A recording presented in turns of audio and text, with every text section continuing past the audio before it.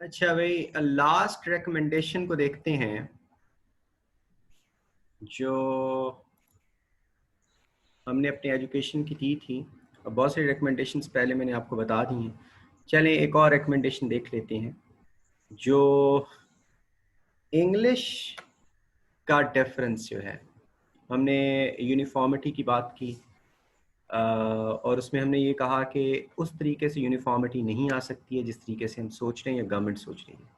Minimum standard को maintain रखना, ये हमारे लिए एक मॉडरेट किस्म की सजेशन है या रिकमेंडेशन है। Minimum standard for educational institutions in rural areas, urban areas, madrasas and others. I mean, madrasa reforms are very important to connect madrasas with the mainstream syllabus या with the modern educational system।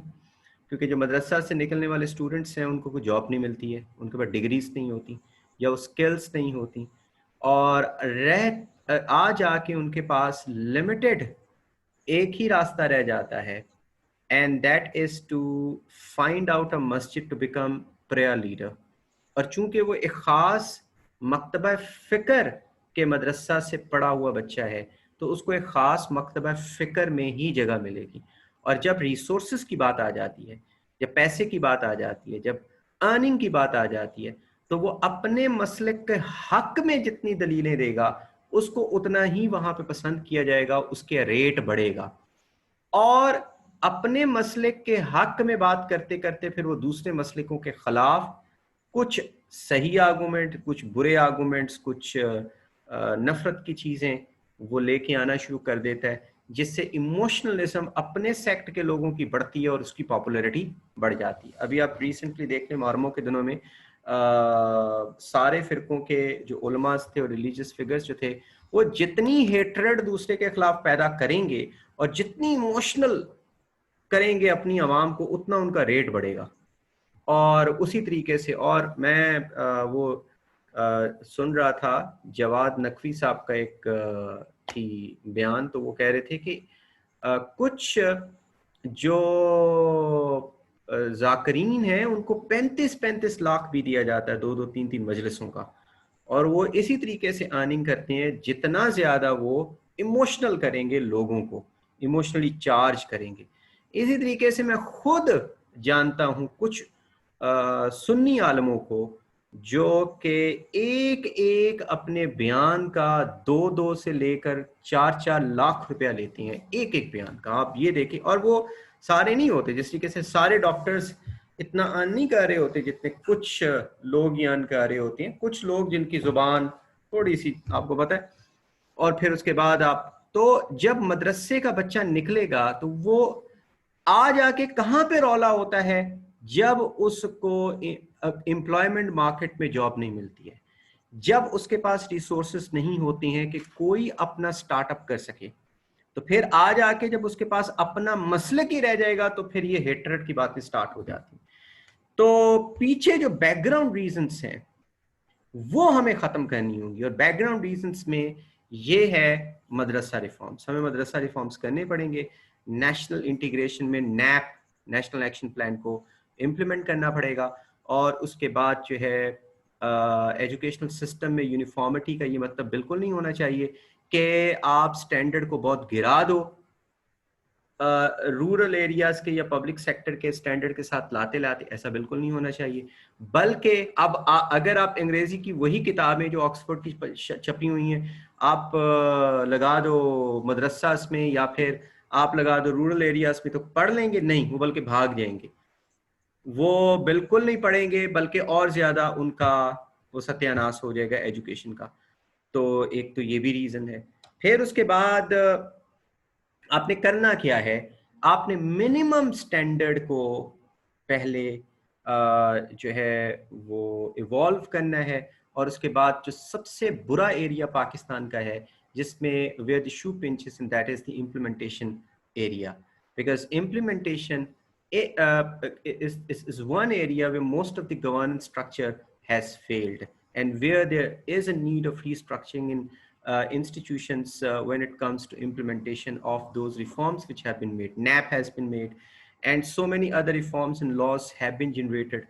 Even if we look into Constitution of Pakistan, that is the perfect document of the bunch of reforms. If we implement in sincerity, we could do wonders. But this is one area implementation where we are weaker, and the major reason for weakness is funds constraint, financial constraints.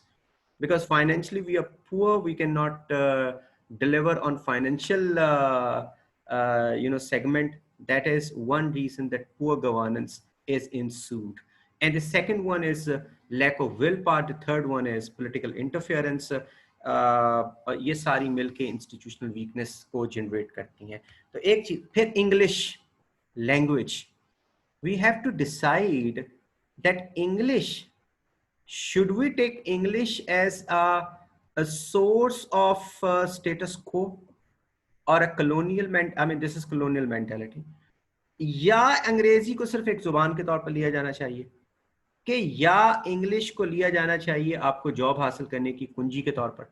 हमारे पाकिस्तान में और even third world countries में ये है, तो अच्छा English बोलता है लिखता है उसको जॉब मिल जाती है, उसको समझ जाता है ये स्मार्ट है, ये मतलब पढ़ा लिखा है और ये वाइस भी है, इसको जॉब दे दी जाए. आप प्राइवेट सेक्टर में जहाँ पे चले जाओ, इंग्लिश को एक स्टैंडर्ड माना जाता है. ड्रेसिंग ये वो तो ठीक है, लेकिन ड्रेसिंग भी एक खास किस्म की वेस्टर्न स्टाइल की अगर आपने की और साथ में इंग्लिश बोल रहे हैं, आपको जॉब मिल जाती है, या लिख रहे हैं अच्छा.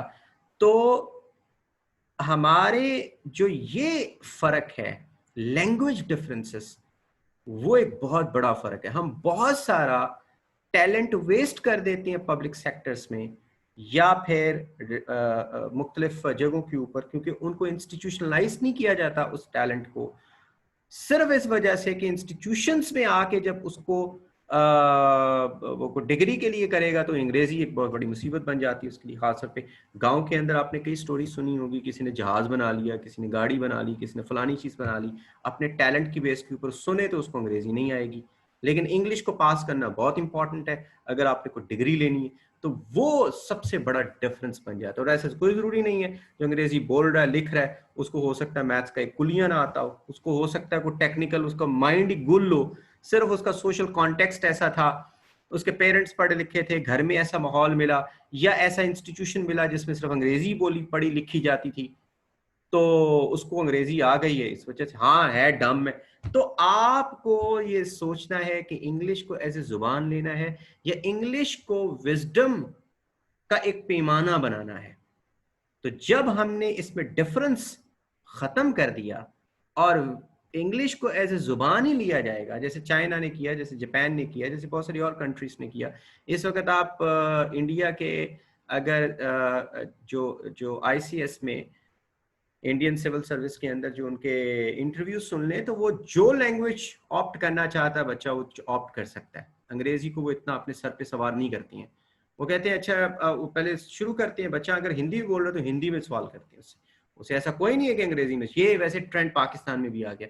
PMS में वो पहले पूछ लेते हैं बच्चों को, अक्सर कुछ होते हैं पुराने बाबे वो स्टार्ट कर देते हैं, फिर स्टार्ट हो जाता है अगला बच्चा भी, लेकिन वो पूछते हैं कि आप कौन सी लैंग्वेज में पसंद करेंगे, और फिर वो ज्यादातर उर्दू ही. उनको जब पता चल जाए कि ये अंग्रेजी इतने फ्लुएंटली नहीं बोल सकता तो वो उर्दू में सवाल करते हैं. PMS में तो कम से कम ऐसा चल रहा है. CSS में भी ट्रेंड आ गया और तकरीबन ये अब ये इंस्ट्रक्शंस दी जाती हैं गवर्नमेंट की तरफ से कि आपने लैंग्वेज को पैमाना नहीं बनाना, जिसमें कन्वीनियंट है बच्चे का, जो सबकॉन्शियस है वो बाहर आना चाहिए और वो अपनी जुबान में बेहतर तरीके से आप अपना माफी ज़मीर बयान कर सकते हो.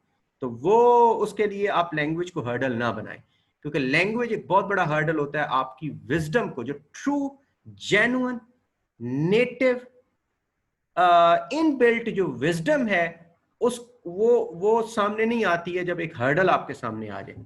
तो अंग्रेजी एक कॉलोनियल लैंग्वेज है, उन्होंने हमारे ऊपर इम्पोज की और कहा गया कि पब्लिक सेक्टर में सिर्फ उर्दू बोली जाएगी या इनकी वर्नैकुलर लैंग्वेज, तो ये क्लर्क्स होंगे, क्लर्क्स के लिए पैदा किया गया. और वहां पे टीचिंग मेथोडोलॉजी भी कॉलोनियल इरा की चल रही है.